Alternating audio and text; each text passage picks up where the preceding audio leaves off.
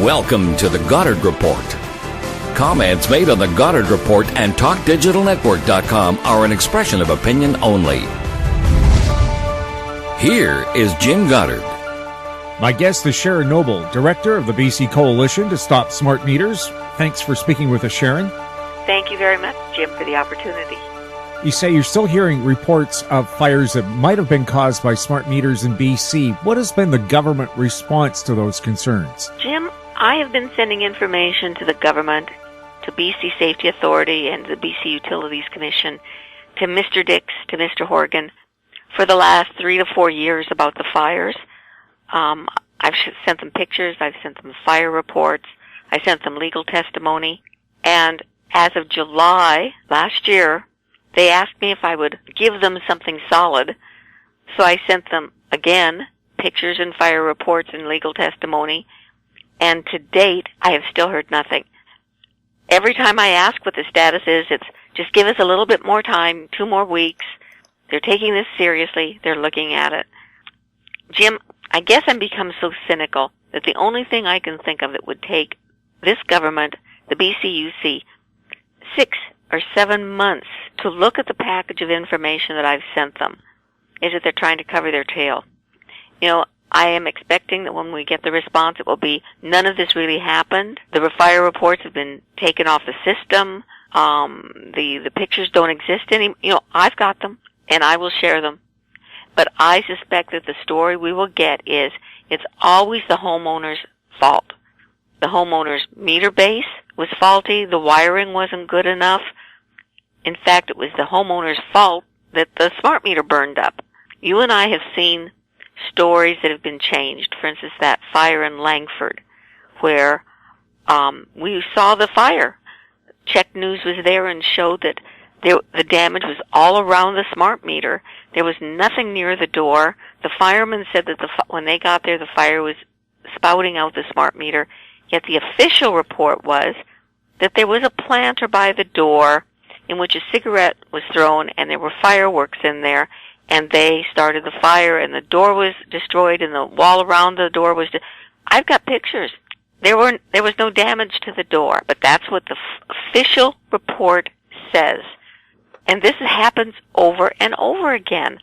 And I get statements from firemen, from homeowners, telling me that they know that there was a smart meter fire, but the evidence is gone. Hydro takes the smart meter so the fire inspector can't look at it.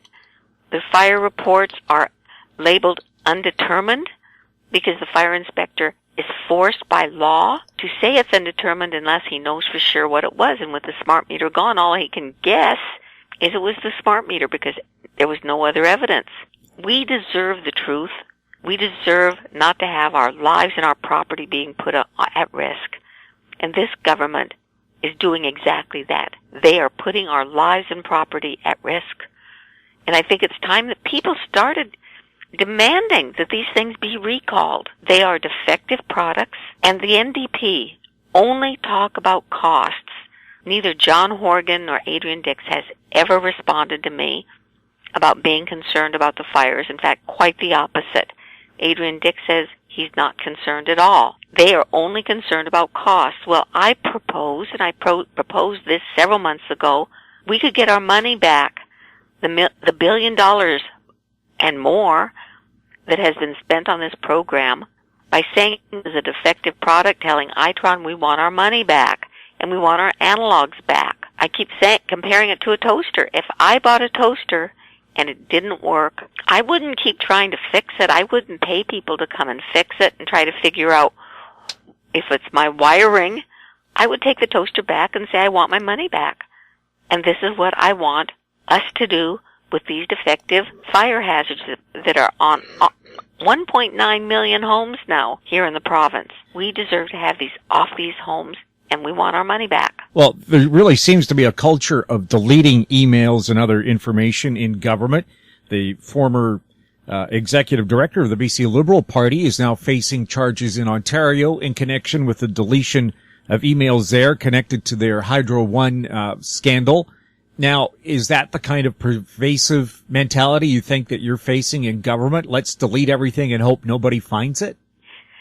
not only delete it, don't get it in the first place. I've asked Hydro what they do with the meters that they take off homes. Do they inspect them? Do they try to determine what is happening so that they can fix it? No. They told me that they don't look at it at all. They just send it right back to Itron and ask for replacement. No one is looking at these things, Jim. Their motto is, if you don't look, you can't find. And they don't want to find out what's wrong with these things. But that's also an offense, a willful misrepresentation of duty. Willful negligence, yes, it is.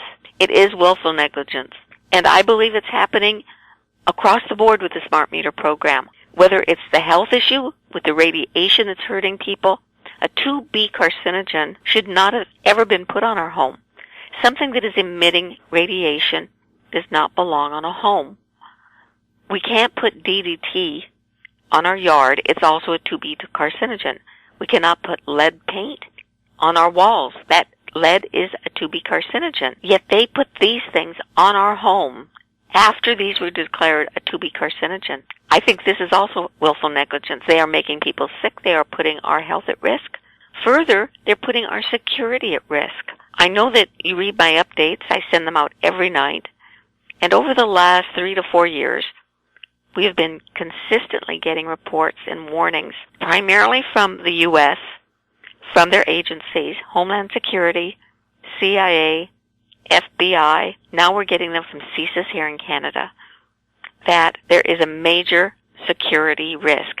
Not just our privacy, not just our private information being hacked, which is horrible enough, but the very strong likelihood that this smart grid that is being built across the country, across North America, in fact, will end up in destroying the electricity grid that is going across. And people like James Woosley, Peter Petraeus, General Petraeus, so many other people are warning that we are vulnerable. The virus could already be in the smart equipment. And the most likely portal for this virus, for these sorts of attacks to begin, is the smart meter, because it's not safe. Hydro says that everything there is encrypted. Our data is encrypted. Well, that means nothing. But they can enter. There is an open door here, and it's been shown to happen. Hackers have been able to get in through the smart meter using the Zigbee chip, which is another transmitter that goes straight into the house, turn that on, and they've been able to go in through some of the appliances to get to computers. It's happened already. And the government is warning that this will get into the electrical grid, and when that happens, this is how the country will be attacked. The next war is not going to be started by a nuclear bomb, most likely. The most likely, the easiest, and the most effective way is to shut us down. What can we do? What can the United States do? And I say we, because Canada is tied to the United States in every way. If the United States suffers a major attack on its grid, we will feel the ramifications. We will lose electricity for years. And the estimate that I saw this week, and it was in one of my updates, is that within 1 year, 90% of North American population will be dead after such an attack. There will be no clean water. There will be no food because there will be nobody to grow it. There will be no way to transport it. We won't be able to travel. We won't be able to get gasoline for our cars because it's all pumped using electrical means. If people think about how tied everything we do is tied to the electrical process in the United States and Canada, they'll realize very quickly that we cannot survive. Those who are out in the woods living off the grid, they are the most capable of surviving something like this. Those of us who live in the cities, we're in for it. It will be mighty, mighty hard. And this is, I hate to sound like an alarmist, and I know I do, but this is the warnings that are coming out. These are the warnings that are coming out from all of the experts, security experts. And what is our government doing? Not a bloody thing. When I write Hydro about this, or when I write the government, they write back and say, we're encrypting your data. First of all, that's not protecting our data. They don't think that the banks and NASA and the Pentagon encrypt their data, and they get attacked every day. I'm not talking about our personal data, which is going to get stolen and will be vulnerable. I'm talking about something bigger than that, and I've yet to receive a response from any MLA or any MP or any government official. Right. So in other words, a signal could be sent out, shut down every substation, and there's thousands of them. How do you get them all back on? They can't. How do you do that when you can't travel? You can't get gasoline. How can the linesmen work when they can't get to them? The transformers, how do you get parts for the transformers that have been blown? How do you do that? You can't. You can't get it. Other concerns that you've had about the grid, the Paris Agreement on global warming says smart meters are necessary to help with that fight. Are they? I believe they are detrimental to that fight personally. Look at the amount of plastic that's put into each smart meter. It's significant. They're having to build these smart meters, which will have such a short lifespan. The cost of these things are horrendous. It's very, very expensive. And they're going to have to be replaced every 5 to 7 years, plus the additional upgrades. If you look at the amount of material that's required to build the grid to begin with, to all the smart meters, every smart meter in North America is going to be replaced, or every analog is going to be replaced with a smart meter. And then in 5 to 7 years, all of those will be replaced again. What happens? They get thrown in the junk pile? That's what happened with our analogs. They just got sent to the recycler. All this glass and metal that lasts for decades got recycled. What's going to happen to all this plastic? I think it's far from being green. And I think that what we need to do is to look at real solutions. And it looks like hydro's going to force us to do that, whether we want to or not. We're going to end up going off the grid if we want to be able to afford to live the kind of lives that we're used to. If we're going to be living in an area where it truly is going to be a better world for our next generation, we're going to have to start thinking about wiser ways of using our materials. And I don't think replacing these things is the best way. Neither do I think that it's going to be possible for people to be able to afford it. The rates are going to keep increasing. Yeah, a catch-22. Yeah. And of course, Hydro will insist that you remain connected to the system, and they'll charge you a connection fee even if you're generating your own power. If you were using hydro as backup, that's true. In the U.S., even where people are using like 90%, getting 90% of their electricity from solar, if they are still hooked up to a utility for backup, in many places they're being charged penalties of something like $100 a month because the infrastructure has to be paid for. It's almost a death spiral, Jim, that the utility companies have put themselves in. They're expanding. They're doing unnecessary projects like Site C that we don't need. If you look at I think it was 2 nights ago in my update, I sent out a document that was written by Eric Anderson and some other people about the faulty projections that hydro has made over the last decade, showing how much power they were going to need, how much utilization was going to increase. It hasn't happened. People are not using as much electricity as they used to on a per capita basis. They're conserving. Some of the appliances are more efficient, and the need has gone down.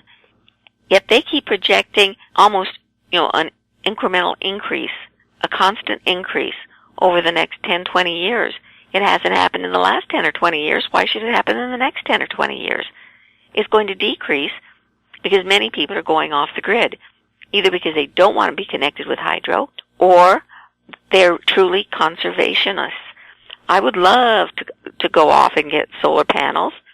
I've got solar panels for my water. And as soon as they have a means so that I can cut my tie to hydro, I will cut my ties to hydro 100%. We need to consider not having a hydro as our backup. If we can get good batteries, and Tesla and other companies are coming out with excellent batteries that will be able to store surplus power for those times when there's a storm or it's dark or whatever and you need extra power. If you're not connected to hydro, you're going to need the backup, and it should be stored in batteries. When that happens and more people go off the grid, less electricity is being used, hydro is going to have to increase the rates to pick up for the lost revenue. That's going to mean more people go off the grid because they can't afford it. And it's going to be a death spiral. This is being projected by many, many electrical experts like Timothy Schleckel. They're saying this is the end of the utilities as we know it. It's just a matter of time. They're killing themselves by what they're doing. Of course, there are still health concerns about smart meters. You're saying Pennsylvania is allowing a court case from a woman who claims smart meters made her sick. Yes. She was disabled and made sick by a smart meter. And yes, they're allowing her claim to go forward. Still has a long way to go. But this information is getting out there now. The studies are available. The problem is that the industry will fight tooth and nail with the backing of the telecommunications industry. It's the wireless radiation that is making people sick. The smart meter, for many people, is the straw that broke the camel's back. People have their homes filled with Wi-Fi, cordless phones, cell phones, all of which emit very high levels of radiation. And we're surrounded at work, now at school, every place. And our immune system is being weakened. But if we can sleep at night, if we can get good recuperative sleep, our bodies can withstand a lot of that mess that we're exposing them to.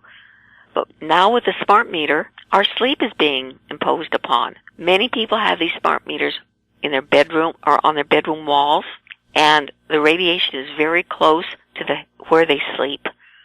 And this is interfering with their recovery from what they've put their bodies through during the day. The immune system is weakened, and the smart meters have an unusual signal that our bodies seem to be more vulnerable to. They are very, very pulsed. These meters emit signals virtually all the time. Hydro and Fortis say 1 minute a day. Well, even 1 minute a day is a lot, especially when each signal is just a few milliseconds long. There are 1,000 milliseconds in a second, 60,000 in a minute. There are a lot of signals that you can put out there, even in a minute. So when you're looking at these things, don't go by the total minute. That sounds like nothing. Look at the amount of signals you're getting a day. Say that you're getting 20,000 signals, and many smart meters have been shown to send out far more than that. Break that up over the day. You're getting signals every few seconds.